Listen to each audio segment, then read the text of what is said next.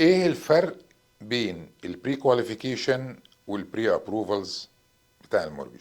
سؤال عبقري. الفرق ما بين البري كواليفيكيشن والبري ابروفال في المورجج كبير جدا، لان كل واحد منهم ليها وزن مختلف عند البنوك وعند السيلر او البياعين اكتر.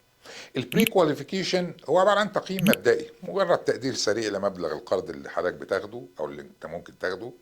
طبعا بيعتمد على المعلومات اللي انت بتقدمها للبنك او للمورجج بروكر بتاعك بدون فحص رسمي.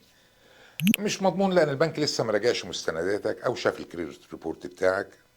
اما البري ابروفال دي موافقه مبدئيه، يعني خطوه اقوى بكتير. ليه بقى؟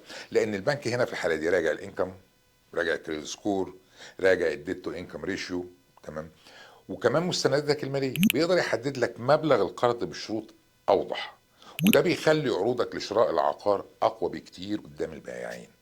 طب ايه الافضل؟